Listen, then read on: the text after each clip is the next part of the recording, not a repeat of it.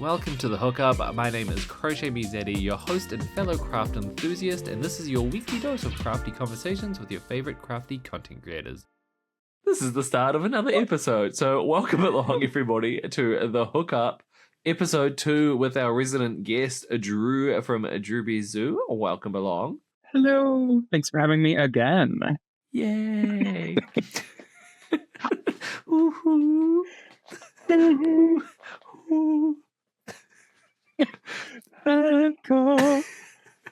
Yeah. Okay, anyway, so so in this episode, we are going to be talking about your book, Crochet Magical Creatures, 20 Easy Amigurumi Patterns by Drew Hill. That's me. Let's read together. Welcome to the wonderful We're just going to read the world. This is actually a book reading. There are a few words in my vocabulary. Oh my God. I should not be. Your vocabulary? More magical than amigurumi. This Japanese term combines the words for crochet and stuffed toys. And what's more magical than taking a hook and some yarn and conjuring up a fantastical creature? Did you write that? I did write that. I wrote the book. Wait, did you write this book? I wrote what's inside of this book. Actually, every single part? Pretty much. There are a couple like stitch explanations that I wrote those too. They sent me the pictures and I wrote what the steps were. Because some of the, I don't know if I'm allowed to talk about this, but some of their like the steps they had for certain stitches were just not well written. Oh, so I changed them. Drag them. I don't know if this is really daft to me. And when I say, did you actually write everything in the book? I thought all the stitch instructions and things were kind of like a staple thing that they just kind of have across craft books. So kind of. They had the publishing company had like a series of other crochet books, including like a how-to beginner, and so that's where the illustrations come from. But I was allowed to alter the written instructions, which I did. So I wrote everything in the book. Oh wow! Okay, I don't know why. Yeah. I didn't think you wrote everything. I don't like it. Just the patterns. It sounds stupid to be like, I know you're the author, but did you actually write this? Like, it's like a...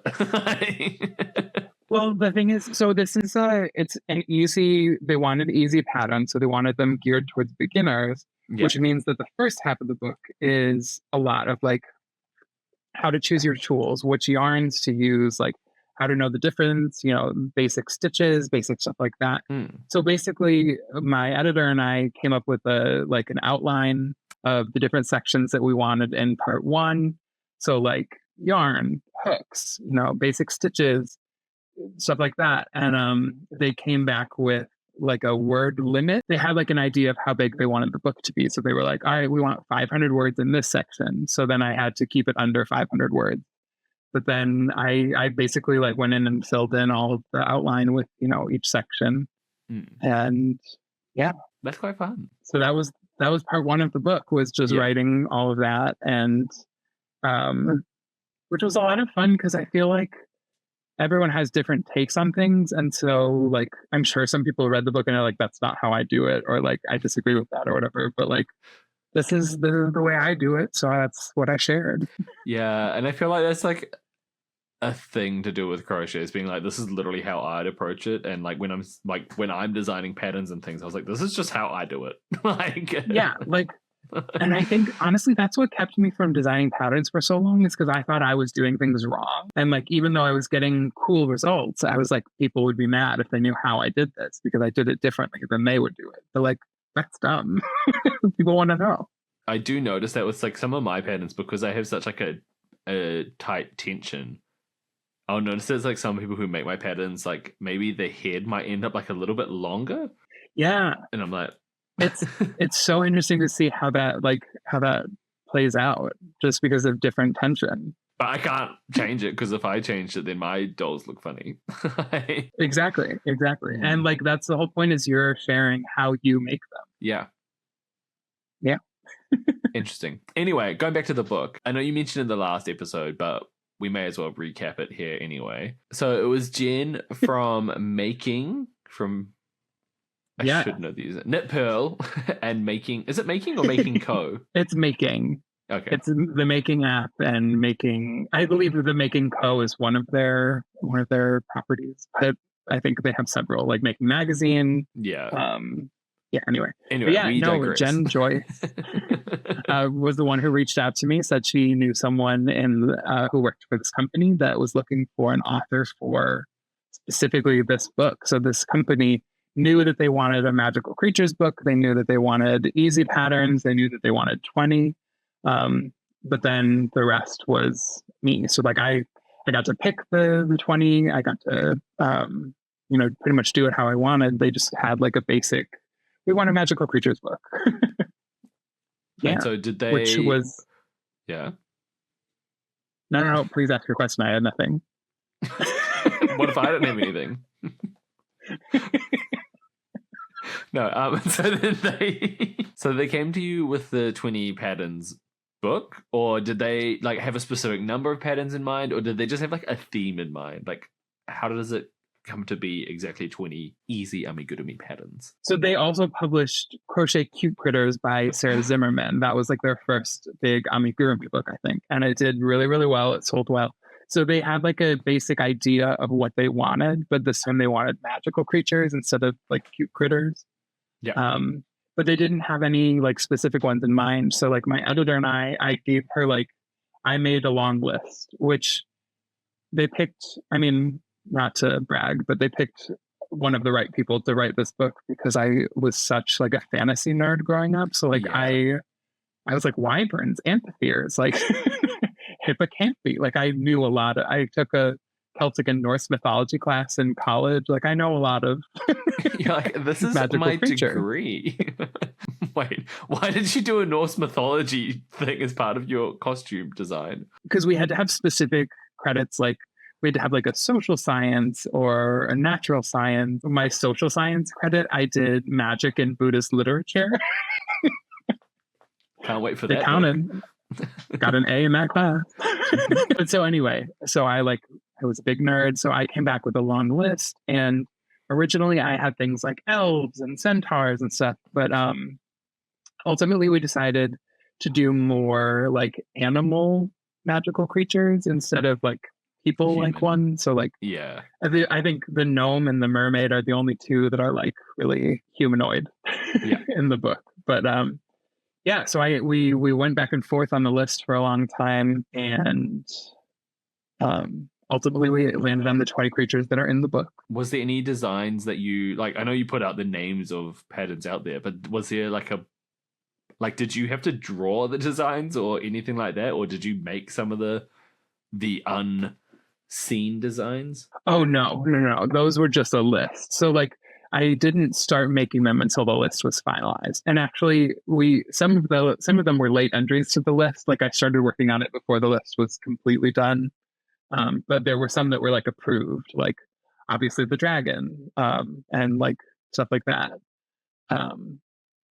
Or like unicorn, the Pegasus or whatever. We knew that those were going to be in the book. So I think some of the late editions were like the cloud sprites, which I think is the last pattern in the book. So you like finalized the list and then you had some late additions at the end there. Well, it was more like we had enough on the list that I could get started. So I guess it wasn't really finalized. Okay. There were some that we added later. Yeah. But like, I mean, that makes sense to have a semi-finished list and be like, well, at least we know the dragon's on there, so just get started. Exactly. They wanted me to do beginner-friendly projects, so a lot of like repeating pieces. So a lot of them have the same body shape. Like the quadrupedal animals are all sort of in the same position, and the more humanoid ones are all in the same position. I actually made 2 prototypes before I even started that were just gray, like heads, bodies, arms, and legs. And I was like, this is the basis. And then I would add on all the different pieces and change little things here and there. And then there were a couple like the Phoenix and the Loch Ness Monster that were just completely original. They didn't share any parts. Did you send them like the prototype pictures or something, saying like, this is what it's going to look like? And I did not, not with the prototype. So I basically was given I had like a deadline for the first part of the book, and then I had a deadline for each of the. There were four groups of 5 patterns. So I would have like 2 weeks, I think, to design to design 5 patterns. I wrote the whole thing in 3 months, 90 days, I think, which was fast. Yeah, that sounds tiring. To like think of 20 designs at least. That's 20 final designs, as well as writing every single thing in the book and reworking instructions. Exactly. So I would have a deadline. I would have about 2 weeks to do 5 patterns, and then I would submit those, and then I would get started on the next 5. And then they would send me notes on the patterns that I had already submitted. And so not only was I designing new patterns, but I was also going back and correcting old patterns. And yeah, it was a whirlwind, let me tell you. Some of the notes were really helpful on like how to make things clear, and some of the notes were more like sort of things that are like industry standard, like people would understand who have like done any amigurumi or anything like that, but like might seem strange to someone who's never done them. And so I was like, no, I would like to keep it this way because when they go out and try other patterns, I want them to be able to follow them. So like, if people are learning using my book, I want to make sure that I set them up for success when they go on to try other patterns. Was there something in particular that actually changed, depending on standards or alike? Kind of. They so after I had already submitted the manuscript and everything, and I was just sort of like in the editing process, they decided that they wanted to standardize how they do crochet patterns in all of their books, and it's not the way that I do patterns. So I typically follow a format of putting instructions in parentheses with X and then the number of times you repeat it. And their industry standard for their books is a little asterisk and then repeat from asterisk this many times. Oh. So it's very. I hate when patterns say that. I'm just gonna put it out there. Yeah. So that is one of the things that's a little irritating about the book, is that it is not exactly the way that I write patterns. I didn't have to change it. They went through and changed everything, and then I just like went through it again and made sure that they didn't change anything to make it incorrect. Yeah, are patterns in pattern books pattern tested? So, as far as I know, they are not. They do hire very, very good technical editors. For Crochet Magical Creatures, I sent all of them off first to the photographer to take all the hero shots, which is like the shot at the beginning of the pattern. So like this is Gus's hero shot where it's just him by himself. So I sent him off to a photographer, and then they sent them to a technical editor who held each one, went line by line through the pattern and like counted stitches, and they were like, hey, this actually has 13 stitches. Is that what you meant? Or like, yeah.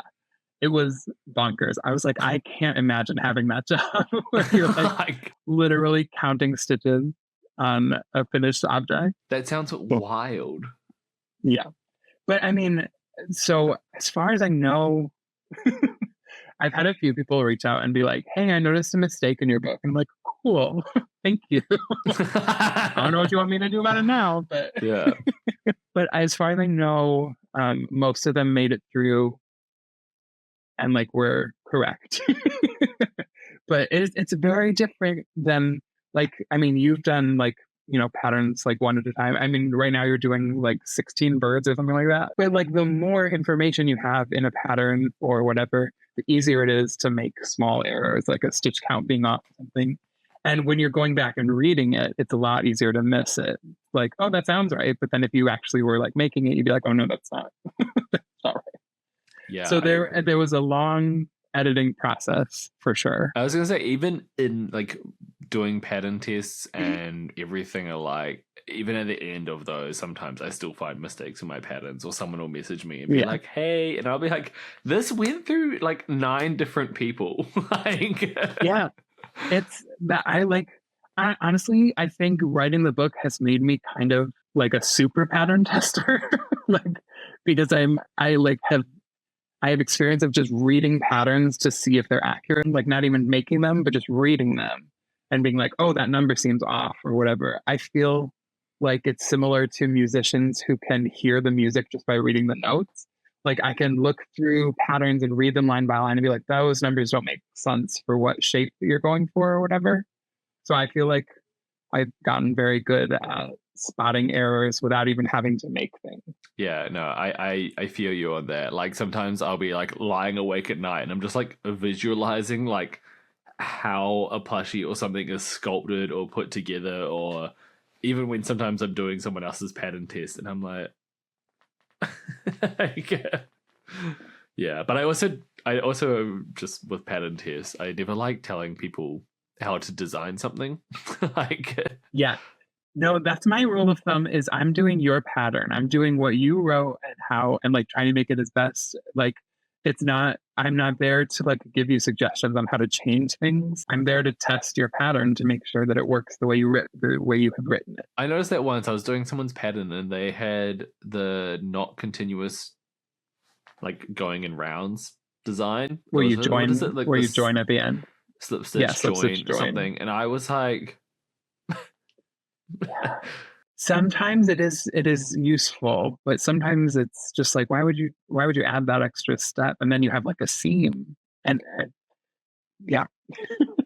Each to their own. Sorry, we're not giving suggestions, but don't do that. That's one suggestion I will put in there, being like, did you mean to do that? No, that's mean. It's mean to the join of the rounders. Anyway, and so what was it like releasing the book, like once you had everything done? Because I would imagine that at that point you're 1, very excited, 2, very nervous, which apparently is the same feeling, and then 3, also exhausted. So what's funny is that by the time the book was being released, it had been, I don't know, 9 months since I had finished writing it. So like I had done like bouts of editing here and there, but like the hardest part was well behind me. So like I was excited. I was ready to go. The one thing I will say, they did part of my contract. I got I was basically like hired to market the book after having written the book, and they required a certain amount of posts per week. And looking back, I think it was too many posts per week because I think people were getting a little sick of it the first time the book came out. I tried to keep it interesting. I tried to keep it, I like mostly did like introductory videos of like, here are the creatures that you get to make. And like I showed them off and I tried to make them funny. I wore like a snorkel for the one where it was underwater. I specifically remember the snorkel. I made Twisted Hatter. I made Natalie's Twisted Daffodil hat for the flower fairy one. Like I tried to keep it interesting, but I think it was a month where I was posting like I think 3 or 4 times a week about it, and yeah. So, I mean, it got good traction. I feel like everyone was buying that book. Like everyone was just like, yes.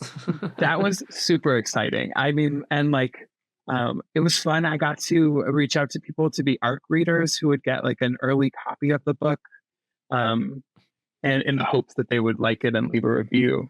And so that was really cool getting to do that. It was awesome. There's no other, it was really cool. I particularly remember doing a teaser before I announced the book, where I like had a cauldron and I like reached into the cauldron and like right as I was about to pull something out, it cuts and it says coming soon, like a big announcement or whatever. And that post did really well. And people were like so excited, and like the number of ideas that they thought it was specific patterns, they thought it was, and then getting to like pull out like a physical book that I wrote was like one of the coolest feelings. Yeah. It was pretty awesome. I will say when they sent me the very first copy of the book, for some reason, seeing my name on the spine was like the most emotional experience. Cause like I was a big reader growing up. And so like I have so many books and like I have them on a bookcase and I see them all the time, but like seeing the spine of a book with my name on it, like was really cool. It still is cool. It's still I still get excited every time I see it. And because the company got sold to Simon and Schuster, I feel like they started pushing out the book more. And so for a very long time, I had never seen it in a physical bookstore. And then all of a sudden it was popping up all over. People were texting me, they were sending me pictures, they were tagging me. They found it at Barnes and Noble. I found it at Barnes and Noble. They let me sign it. That was just like super exciting. You're like, ah. Yeah, So I was like, when you said something, they let you sign it. Did you go into Barnes and Noble? You're like, can I sign my book? kind of. Because I like was planning on like making a cute little video and being like, oh my god, my book. I signed it. If you're in Ann Arbor, go find it at Barnes and Noble. So I walked up, but I like didn't want to get in trouble because I'm a big like goody good. And I walked up to someone working there and I was like, this is kind of embarrassing, but like I wrote this. And she was like, oh my god, that's so cool. And I was like, do you mind if I sign it? And they're like, actually, like we have a whole thing. And they had a sticker that you put on the outside that says author signed copy. And they put up a little display in the craft section. So like my book was facing front and it had a little placard that was like author signed copy. Cute. It was like a really fun. I was like a little celebrity. I wrote that. Yeah. That is a really cute story. It was so fun. And the best part is like behind the curtains peek, but like in the video I made it seem like I didn't know it was going to be there, but like I checked on Barnes and Noble first. I was like, I'm not driving there if it's not. I ain't coming to your store if my book ain't there. I was like, I'll end up spending money on books. Like I don't need this. Like, but I did check. That's so sweet. And so, well, since the release of the book, I feel like every few days I see you resharing a story of someone who's made one of your plushies. It's such a cool, first of all, as a pattern designer, which I know you can relate to this, it is so cool to see someone make a pattern that you designed. Like full stop, like that's amazing. But there's something about like, I don't know, having a collection of patterns like that where, you know, like it has such a reach, and seeing like which one people are gravitating towards, like who makes, you know, Leonard the Dandelion first, or who makes the gnome or whatever. And so it's so awesome that even now, like 2 years later, I'm still getting like tagged in people making stuff. And like on Facebook groups, I'll see people being like, oh, I learned to crochet using that book, or, you know, like it's still my favorite, or like the third thing I ever crocheted was from Drew Bizou, like from his book. And I was like, oh, that's so cool. There is something really magical about like just people making your designs, and then they get to tell you the story of why they made that piece, and it'll be like, oh, my so-and-so family member loves gnomes, like, and I wanted my grandma to have a gnome on her 90th birthday, and it was really sweet. And you're like, oh. Well, and the other thing was like, up until that point, like most of the people who are making my patterns or interacting with me had found me through social media, so they like knew who I was, knew what I was about. But then the book opened up a whole new audience of people who didn't know anything about me, but saw my book, thought it looked cute, bought it, made stuff from it, and then found me. And that's like such a weird feeling of like, I mean, we talked in the last episode about how weird it is that more people know who you are than you know. But like that on top of that, it's just like, oh God. Yeah, no, I fully agree. It's weird to still find like new audience members in a way. You're just like, how did you not find me on TikTok? Like, where were you? I've been around. Yeah, I've been here for a while now. I've been crocheting since I was 10. With the success of this book, would you do another book? So, when this airs, I'm not sure if I will have announced the official title or anything. Mm-hmm. So I'm not going to reveal that. But I will confirm that I have written a second book, and it is currently in the editing phase. Woo! I teamed up with a very well-known company, and it is a specific theme. I can't give too much away just in case I haven't announced it yet. I wonder what it is. But yeah, so if you've been waiting for a second Droopy Zoo book, I will say it's not a beginner-friendly book. It's a lot more intricate. The designs are a little more advanced. But one of the nice things that I get to do with this book that I did not get to do with Magical Creatures is I get to have process photos and tutorial videos. Each pattern in the book is going to have a QR code you can scan that will take you to a page that has all the process photos and tutorials and tips that you'll need. So that I feel will help a lot of people. For Crochet Magical Creatures, we had like a space limit, and also logistically with the photographer, it was just impossible for me to do process photos. So I had to try to do my best to explain everything just written, which was a challenge. And I feel like there are some things in the book that would have definitely benefited from some process photos, like the wings, which I still get messages about. Which wings in particular? Well, they're all the same. They're all done the same way, but the way I had to write it was a little confusing. But I will be on my own YouTube channel. I will be releasing a tutorial video soon because the next pattern I'm writing has wings. So I will have a tutorial video up hopefully by the time this airs. Hopefully. We'll see. So go subscribe to my YouTube channel. There you go. What's your YouTube channel's handle? Droopy Zoo. With one S, one Z. Z. Yeah. DREWBIESZOO.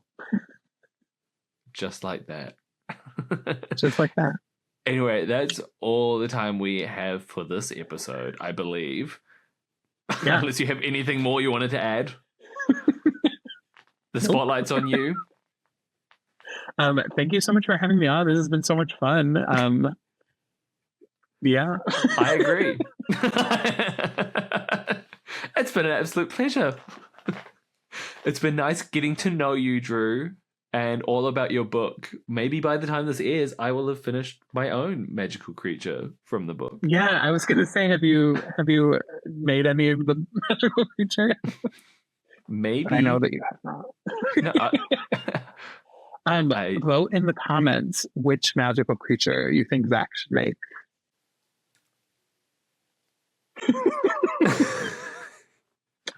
I definitely follow through on all my promises that I've ever promised online.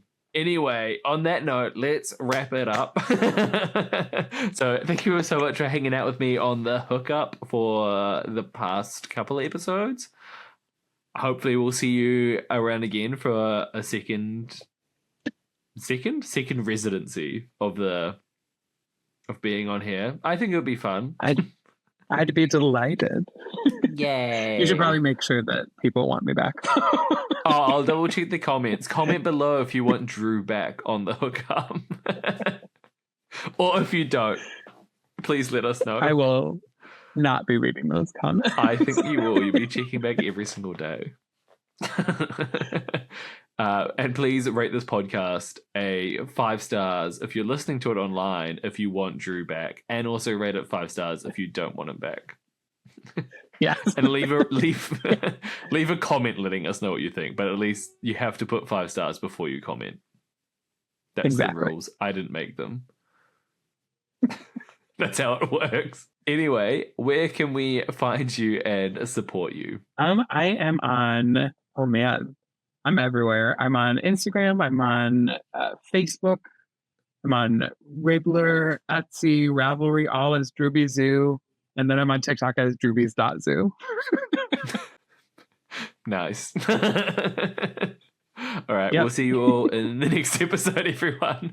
Thanks for watching / listening. Bye. Bye. Thank you for listening in to another episode of The Hookup. We'll be back again next week for more crafty conversations with more crafty friends. Have a good day. Bye.